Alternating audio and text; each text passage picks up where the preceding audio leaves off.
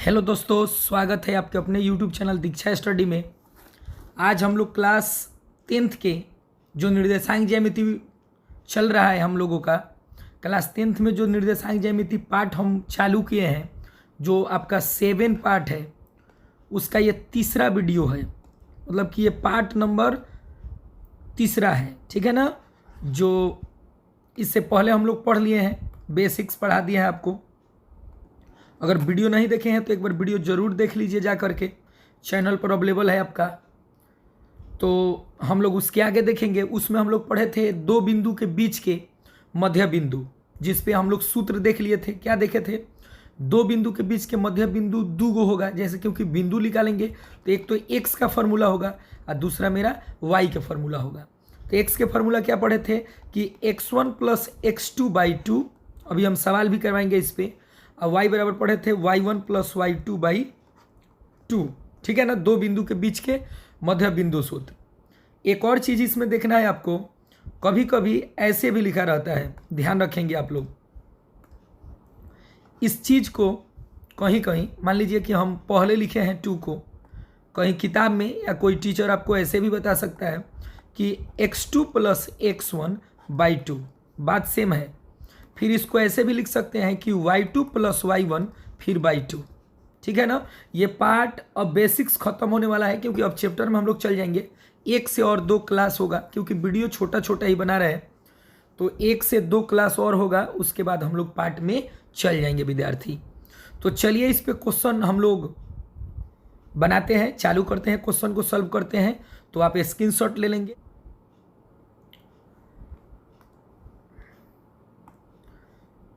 Question है आपका, screen पर देखिए क्वेश्चन हम लिख रहे हैं। क्वेश्चन है कि बिंदु 6,3 तथा 8,10 में आपका क्या बताना है? मध्य बिंदु। ठीक है ना, मध्य बिंदु आपको निकालना है। ठीक है, इस क्वेश्चन से। तो देखिए इसमें होगा क्या कि जो पहला बिंदु दिया है विद्यार्थी, तो ये x1 हो गया मेरा और दूसरा का y1 हो गया। फिर दूसरा बिंदु, या नहीं ऐसे कोमा दे दीजिए, दूसरा बिंदु दिया है 8,10, तो ये मेरा x2 हो गया और ये y2 हो गया। ठीक है, तो मध्य बिंदु आपको अभी सूत्र बताए थे कि वो x के लिए एक y के लिए। तो x के लिए x1 प्लस x2 बटा में 2। तो देखिए आपको x1 का वैल्यू क्या पता है? 6 है, तो यहाँ पर रखेंगे 6। x2 के वैल्यू क्या है? यहाँ पर 8 है, तो रखेंगे 8/2। इसको जोड़ेंगे तो 14/2 कटेगा तो आ जाएगा मेरा एगो x के वैल्यू 7। क्या आ जाएगा? 7 आ जाएगा। फिर y के लिए निकालेंगे विद्यार्थी, तो y1 प्लस y2 बटा में 2। तो y1 के वैल्यू आपके स्क्रीन पर चल रहा है 3, जो दिख रहा है यहाँ पर, और y2 के वैल्यू है 10 बटा में 2, जोड़ेंगे तो 13/2। तो ये मेरा मध्य बिंदु आ गया, एक 10/2, 13/2। तो हम लिख सकते हैं इसको हम लोग लिख सकते हैं विद्यार्थी, यहाँ पर लिख सकते हैं हम लोग कि यहाँ लिख देते हैं, देख लीजिएगा, मध्य बिंदु बराबर मध्य बिंदु। तो बिंदु कोई लिखेंगे तो x, y ही लिखेंगे आप। तो x, y मतलब कि x के वैल्यू 7 और y के वैल्यू 13/2। तो मेरा यही फाइनल आंसर होगा, 7, 13/2। ठीक है ना। तो मध्य बिंदु को आप लोग देख लेंगे। ठीक, यहाँ से क्वेश्चन आता ही आता है, ऑब्जेक्टिव प्लस सब्जेक्टिव दोनों में आता है। ठीक, चलिए आगे बढ़ते हैं। अब हम लोग देखेंगे विद्यार्थी, ध्यान देंगे आप लोग। अब जो देखेंगे विद्यार्थी हम लोग, आपका विभाजन सूत्र देखेंगे। क्या देखेंगे? विभाजन सूत्र। तो देखिए आप लोग, जैसे मान लीजिए कि ये कोई आपका रेखा है, ठीक, और इस पे मान लीजिए कोई भी बिंदु लिखेंगे हम। यहाँ पर दो बिंदु ले लेते हैं, तो बिंदु को अंक में नहीं लिखना है तो x1 y1 करके लिख लेंगे। तो ऐसे होगा, मान लीजिए पहला बिंदु है x1, दूसरा बिंदु है y1, फिर दूसरा का मान लीजिए कि इसका नाम है a बिंदु और ये b बिंदु, तो इसको ले लिए x2 और y2। ठीक है विद्यार्थी। और इसमें एक तीसरा बिंदु है विभाजन बिंदु, जिसको मान लेते हैं r। इस बिंदु का नाम केवल दे देते हैं x, y। मान लेते हैं कि ये a और r को m बिंदु से विभाजित करता है और r से b को n बिंदु से विभाजित करता है। ठीक है, तो यहाँ से बनेगा विभाजन सूत्र। तो विभाजन सूत्र दो प्रकार के होगा, एक होगा अंत विभाजन जो अंदर के तरफ से विभाजित करेगा, और एक होता है बाह्य विभाजन जो बाहर के तरफ से विभाजित करेगा। तो अंत विभाजन और बाह्य विभाजन में थोड़ा सा अंतर है, केवल चिन्ह का अंतर है सूत्र में। जब अंत विभाजन कहेगा तो m का जो वैल्यू होगा वो अंदर से विभाजित करता है, बाह्य विभाजन में यही बिंदु बाहर से विभाजित करता है, तो जहाँ प्लस होगा वहाँ पर माइनस हो जाता है। अभी हम आपको बताएंगे, स्क्रीन पर देखिए आप लोग। चलिए तो इसको थोड़ा सा और स्क्रॉल किया जाए। चलिए अब देखिए, तो यहाँ से हम आपको बाह्य विभाजन बता रहे हैं। बाह्य, चलिए पहले अंत विभाजन देख लीजिए, फिर बाह्य विभाजन देखेंगे। यहीं पर नीचे देख लेंगे तो लिखेंगे अंत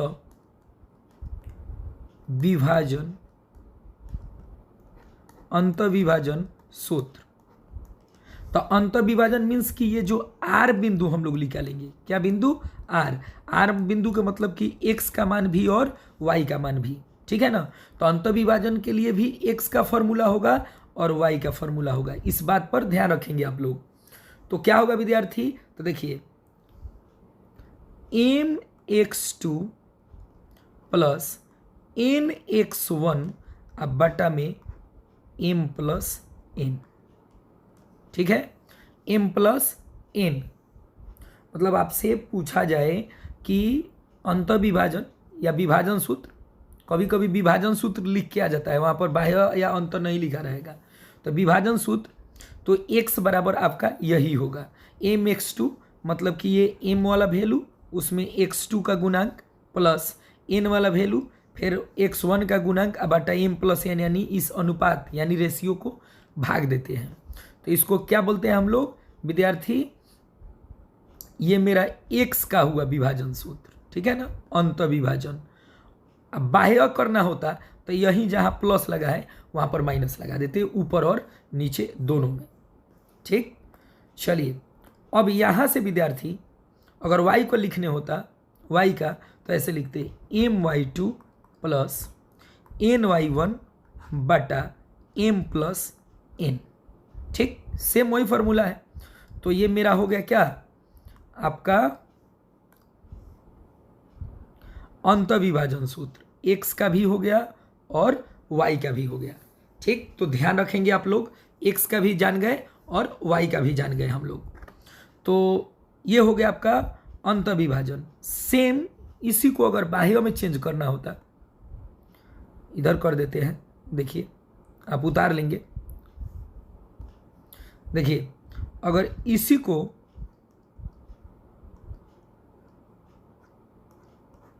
बाह्य विभाजन में चेंज करना होता,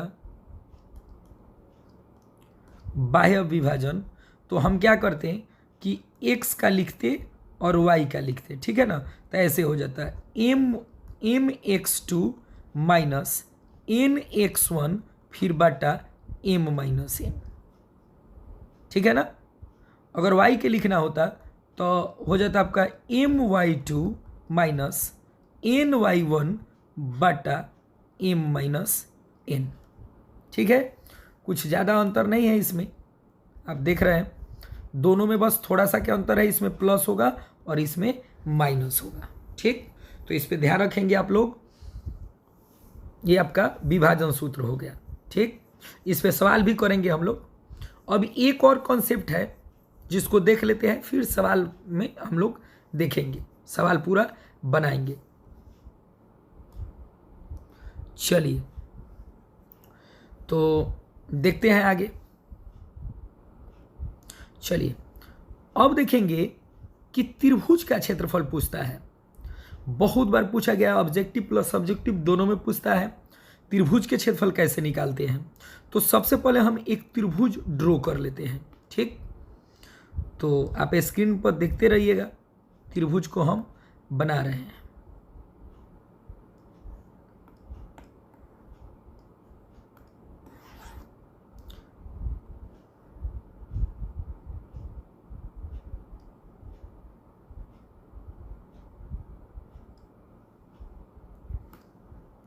चलिए इसमें कलर भर देते हैं, ठीक। चलिए ये बन गया मेरा त्रिभुज। अब ध्यान दीजिए आप लोग, मान लीजिए कि इसका नाम हम ले लिए ए, बी और सी, कुछ भी ले सकते हैं। तो इसमें 3 बिंदु आपको मिलेगा, ए बिंदु, बी बिंदु और सी बिंदु। तो मान लीजिए कि ये पहला बिंदु है x1 और दूसरा है y1, किसी को कहीं मान सकते हैं। जब भी बिंदु आएगा तो मान लेते हैं ये x2 है और ये y2 है, बिंदु लिखेंगे तो तीसरा जो लिखेंगे x3 होगा और y3 होगा, ठीक है। x3 होगा और y3 होगा।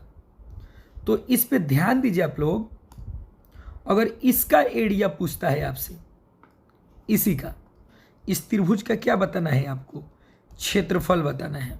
त्रिभुज का क्या बताना है, क्षेत्रफल, वो भी बिंदु से। ऐसे आप लोग त्रिभुज के क्षेत्रफल छोटे क्लास या 9th में पढ़ के आए होंगे, 1/2 बी गुने एच पढ़ के आए हैं, 1/2 बी गुने एच। लेकिन ये आपका आधार और शीर्षलम या ऊंचाई जब दिया रहता है तब तो फॉर्मूला लगता है, ठीक, ई वाला फॉर्मूला जो लिखे हैं। लेकिन आपका जब बिंदु दिया रहेगा तो त्रिभुज का क्षेत्रफल निकालने के लिए बिंदु से अलग तरीका है। उस तरीका को हम लोग पढ़ेंगे, कैसे पढ़ेंगे तो देखिए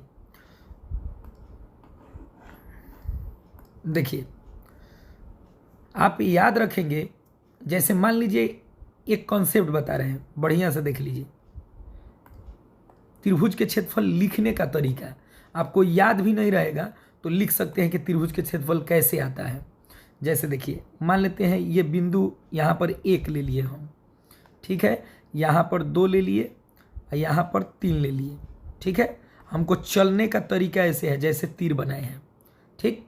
तो आपको करना क्या है, मान लीजिए त्रिभुज के क्षेत्रफल लिखना है तो ये सर्कल को देखिए और त्रिभुज को सर्कल के सहायता से त्रिभुज के क्षेत्रफल लिख के दिखा रहा है। आप स्क्रीन पर देखते रहिए। देखिए सबसे पहले लिखना है 1/2 मॉड, ठीक, 1/2 और क्या लिखना है, मॉड।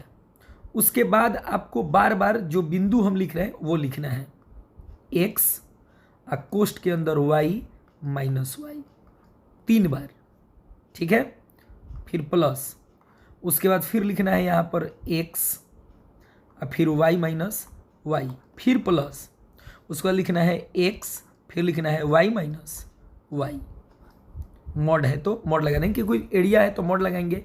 मॉड इसलिए लगाते हैं क्योंकि माइनस में जब एरिया आएगा तो पॉजिटिव कर देगा, क्योंकि एरिया माइनस में नहीं होगा। अब देखो क्या करेंगे, 1 से लिखो बिंदु, 1 उठाओ, यहाँ से चालू करो, 1 से लिखना। तो यहाँ पर 1 लेंगे, उसके बाद 1 के बाद 2 है तो उसके अंदर 2 लेंगे, और 2 के बाद 3 है तो यहाँ पर अंदर 3 लेंगे, ठीक है ना। एक बिंदु बन गया, आपको याद रखना है। फिर अगर मान लीजिए 1 से लिखे थे तो अब 2 से लिखेंगे, तो इस यहाँ पर 2 लिखेंगे, ठीक है। उसके बाद 2 मतलब 2 से लिखें तो चालू होगा 2 से, तो 2 के बाद 3 आता है तो अंदर 3 लिखेंगे, और 3 के बाद 1 है तो यहाँ पर 1 लिखेंगे, ठीक। तो 2 से लिख दिए तो लास्ट है 3 से, तो यहाँ पर 3 लिखेंगे, ठीक है, 3 लिखेंगे। 3 के बाद 1 है तो यहाँ पर 1 लिखेंगे, और 1 के बाद 2 है तो यहाँ पर 2 लिखेंगे। तो ये मेरा त्रिभुज के क्षेत्रफल हो गया। यही है त्रिभुज के क्षेत्रफल, फॉर्मूला है त्रिभुज के क्षेत्रफल का। तो आप देख लेंगे, ये ट्रिक से भी बता देंगे आपको, ट्रिक से भी निकालने आ जाएगा त्रिभुज के क्षेत्रफल, कोई बड़ा चीज़ नहीं है, निकल जाएगा। हम सवाल भी बनवाएंगे, चिंता ना करें, कॉपी में पहले लिख लीजिए इस सबको। ये कॉन्सेप्ट है, रहेगा तो आपको फ़ायदा करेगा। सवाल हम सब पर करवाएंगे, एक वीडियो बस इसके बाद आएगा जिसमें ये कंप्लीट हो जाएगा, फिर चैप्टर हम लोग पढ़ेंगे। वीडियो अच्छा लग रहा है तो लाइक ज़रूर करें और शेयर भी करें वीडियो को। चलिए एक और कॉन्सेप्ट है, ये तो त्रिभुज के क्षेत्रफल जान गए, सवाल इस पे कराएंगे। आप 100% इसको बहुत अच्छा तरीके से बनाएंगे, सवाल को समझ में भी आएगा। तो हम लोग अभी त्रिभुज के क्षेत्रफल के बारे में समझ गए कैसे लिखना है। एक बार कॉपी में आप बनाइए, उस तरीके से लिखिए, वीडियो को रोक रोक के देख लीजिए और आगे बनाइए, ठीक है ना। फॉर्मूला सवाल बनवाएंगे हम। एक और कॉन्सेप्ट है जो देख लेंगे अभी। चलिए अब हम लोग पढ़ेंगे केंद्रक सूत्र।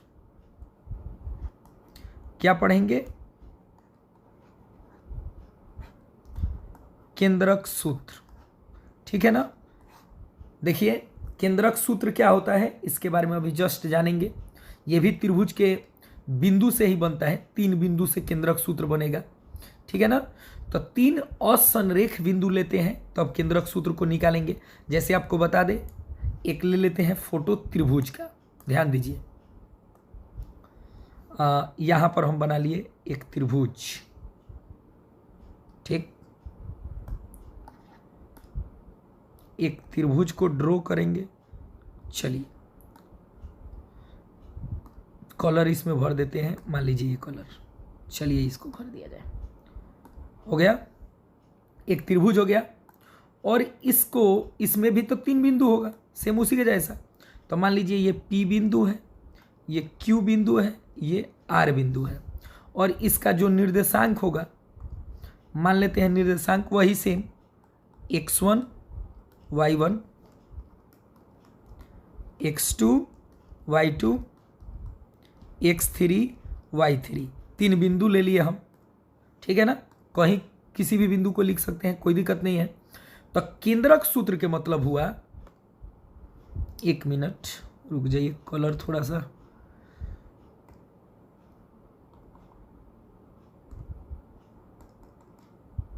व्हाइट लेना पड़ेगा। चलिए केंद्रक सूत्र के मतलब हुआ कि यहां से चले हम लोग, यहां से चले और यहां से चले, तो बीच में जो सेंटर पर बिंदु बनेगा ये मेरा केंद्रक हुआ, ठीक है ना। तो केंद्रक मतलब कि इसमें भी तो पॉइंट बनेगा, तो एक एक्स होगा एक वाई होगा। केंद्रक बनेगा तो इसमें भी तो एक एक्स होगा बिंदु, एक वाई होगा, या कुछ भी मान सकते हैं, लेकिन बिंदु तो 2 बनेगा, एक एक्स एक वाई। वो आर मानिए एम मानिए कोई दिक्कत नहीं है, लेकिन बिंदु एक्स वाई बनेगा। तो यहां से यानी क्वेश्चन में हमको समझ में आया कि एक्स का एक केंद्रक सूत्र होगा, एक्स का एक केंद्रक सूत्र बनेगा और एक मेरा वाई के केंद्रक सूत्र बनेगा। तो एक्स वाला, जैसे मध्य बिंदु में आपको एक्स वाला जोड़े थे, 2 से भाग दिए थे, तो केंद्रक सूत्र में एक्स वाला जोड़ेंगे या 3 से भाग देंगे। तो एक्स वाला 3 बार है, तो कैसे होगा, x1 plus x2 plus x3 अब बटा में 3। ये मेरा बन गया एक्स का केंद्रक सूत्र। सेम वाई के निकालना होगा तो सेम वाई वाला तीनों बिंदु जोड़ेंगे, तो कैसे होगा, y1 plus y2 plus y3 अब बटा में 3। किसी बिंदु को कहीं लिख सकते हैं, कोई दिक्कत नहीं है, लेकिन बिंदु सेम होना चाहिए, एक्स वाला में एक्स वाला और वाई वाला में वाई वाला। तो ये मेरा देखिए एक्स का केंद्रक सूत्र मिला और दूसरा मेरा क्या मिल गया, वाई के केंद्रक सूत्र स्क्रीन पर मिल गया, ठीक है ना। तो इसको आप लोग ध्यान में रखेंगे, केंद्रक सूत्र है मेरा, ठीक। अब देखिए इसमें एक कंडीशन आता है, ये तो हो गया। अभी आपको बता दिए अंतःविभाजन बाह्य विभाजन, सवाल नहीं करवाए, सवाल होगा। फिर उसके बाद त्रिभुज के क्षेत्रफल, उसका कॉन्सेप्ट बता दिए हैं, सवाल नहीं हुआ है। और उसके बाद केंद्रक सूत्र बता दिए, इस पे भी सवाल अभी नहीं हुआ है। अब एक और कॉन्सेप्ट आपको संरेख के बारे में बताना है, जो जल्दी से देख लेंगे आप लोग। संरेखी, उसी को संरेख या संरेखी, संरेख या संरेखी, बार बार बिहार बोर्ड में यहां से क्वेश्चन आता है, संरेख या संरेखी से।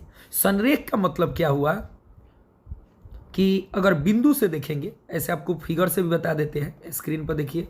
जैसे मान लीजिए कि एक हम त्रिभुज ले लिए, ठीक, फिर एक त्रिभुज ले लेते हैं, इसको घुमा दिया जाए,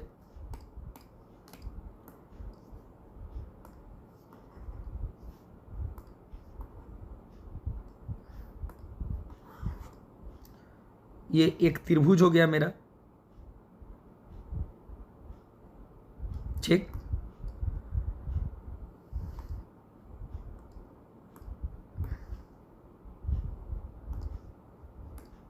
चलिए ये त्रिभुज हो गया। इसमें भी तो बिंदु 3 गो होगा। जैसे मान लीजिए इसका बिंदु हम ले लेते हैं L M N, ठीक है ना। संरेख के मतलब हुआ कि 3 बिंदु हो गया, ठीक। संरेख बिंदु और असंरेख बिंदु ध्यान रखेंगे। यहाँ से बिंदु की अगर बात करें, ये तो हम त्रिभुज के क्षेत्रफल से बता रहे थे। मान लीजिए बिंदु से संरेख पूछे, संरेखी बिंदु या असंरेखी बिंदु, तो संरेखी बिंदु के मतलब हुआ कि जैसे कोई ये लाइन है, ठीक है ना, संरेखी बता रहे हैं, कोई लाइन है, इस पे लगातार बिंदु हो, 3 बिंदु लगातार हो, जैसे A B C, तो ये संरेख बिंदु है। कौन बिंदु है? संरेख बिंदु, जो लगातार सामने सामने हो। असंरेख बिंदु क्या हो जाएगा आपका? जैसे मान लीजिए कोई A बिंदु यहाँ है, कोई B यहाँ है और C यहाँ पर है, और तीनों को हम मिला रहे हैं, तो ये असंरेख बिंदु हो गया। कौन बिंदु हो गया? असंरेख बिंदु। ध्यान रखेंगे, जब लगातार होगा तो संरेख, अलग अलग होगा तो असंरेख। बिंदु की बात कर रहे हैं। अब क्षेत्रफल में हम लोग जानेंगे, इसको मिटा देते हैं, ध्यान रखेंगे। अब सुनिए, तो संरेख के मतलब हुआ या संरेखी के मतलब हुआ कि अगर इस त्रिभुज LMN का क्षेत्रफल, LMN का क्षेत्रफल अगर 0 आ जाता है तो वो संरेख है। याद रखेंगे। जैसे मान लीजिए 3 बिंदु रहेगा, त्रिभुज का क्षेत्रफल निकालेंगे। अगर क्षेत्रफल के वैल्यू आपको 0 आ गया तो हम कहेंगे कि वो त्रिभुज उस बिंदु पर संरेख होगा।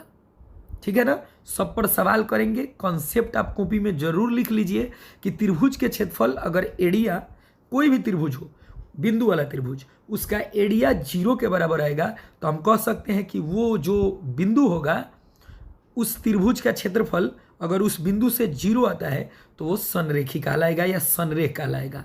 तो परीक्षा में आ जाता है ऑब्जेक्टिव में कि संरेख की स्थिति में त्रिभुज का क्षेत्रफल जो होगा क्या होता है, तो आप याद रखेंगे 0 होता है, 0 होता है।